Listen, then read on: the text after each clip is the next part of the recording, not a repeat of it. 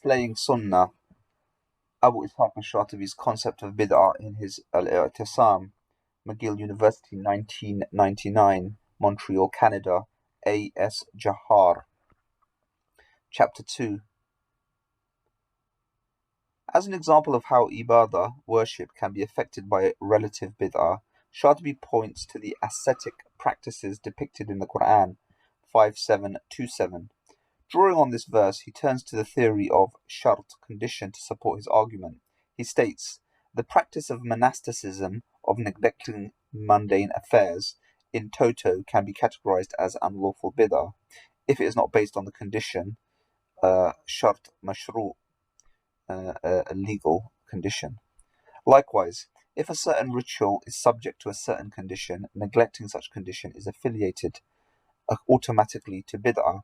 Persistence in performing the act without relying on its shart, condition, the consent of God, Ridwanullah, al-Shatibi insists, is real bid'ah. The invention of monasticism, therefore, is a primary example of bid'ah, since it is neither divinely sanctioned nor has any precedent.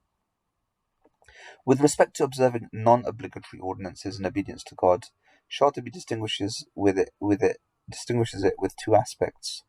On the one hand, it is subject to the dalil of one's ability to perform it and not practice it on a habitual basis. On the other hand, it can, under certain circumstances, be counted as a duty, making its habitual performance obligatory. In support of this conclusion, Shatibi cites the Quran 49:7 and various prophetic hadiths. Unlike the Prophet, who showed the most pious submission to God in all matters, Muslims are only expected to do so to the best of their ability. God, after all, imposes no burden on mankind. Shatibi insists, and he quotes the narration of Ibn Salama, which declares the habitual practice of non-obligatory ordinances will lead to hardship, and when there is hardship, this contradicts the philosophical entity of the law, which is to avoid difficulty and create ease for human beings. Quoting the hadith of At-Tirmidhi, Shatibi says that the ease of non-obligatory ibadah is different from real ibadah and its ijtihad.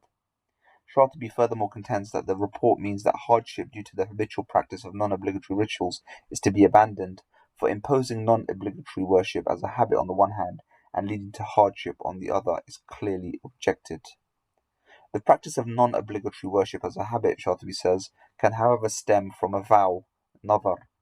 Shatibi, the characteristic of nadhar in non-obligatory ibadah is difficult for somebody, as on the one hand it ought to do so when one has sworn to do, whereas on the other one may be faced with the burden of implementing it continuously.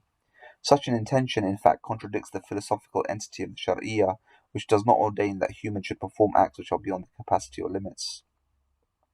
In trying to persuade those who try to imitate the Prophet in all matters, Shatibi quotes the prophetic report, quote, I am unlike you, for while I am sleeping my God feeds and waters me. With regard to the habitual practice of permissible acts, whether due to nadhar or not, this tends to resemble the obligatory worship when performed regularly. So a footnote here.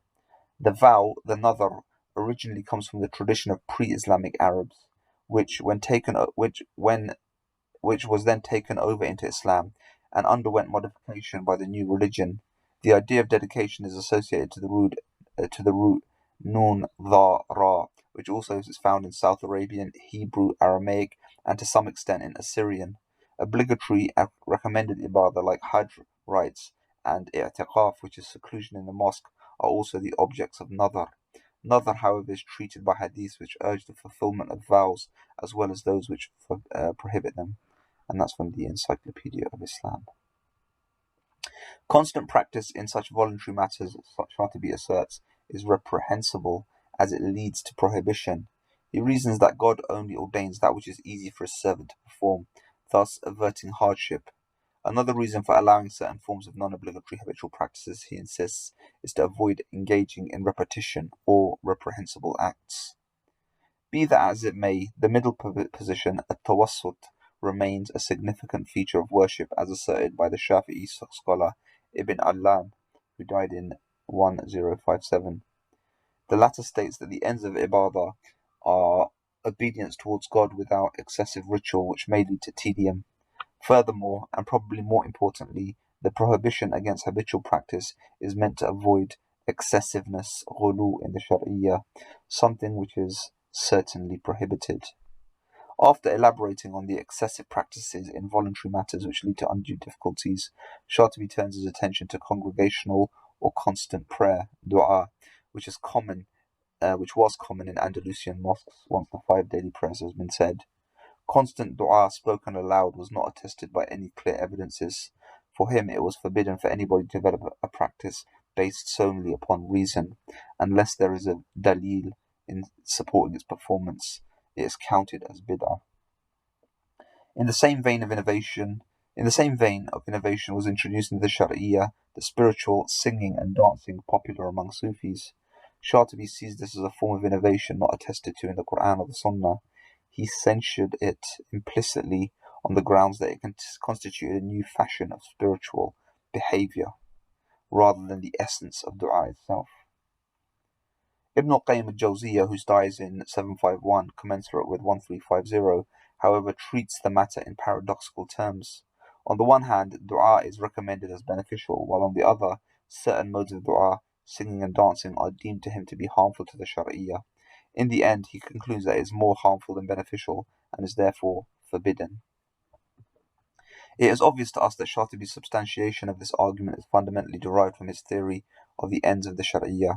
For him, dua, whether performed as song or in ambivalent modes, should be examined in the light of the aims of law, maqasid, the necessary, daruri, the need, haja, and improvement, tahsini. These 3 principles, maqasid, daruri, haja, tahsini, in al-Shatibi's eyes, serve as the raison d'etre of the law, and hence there should be no particular that stands in opposition one to the other. Stay tuned for many more parts.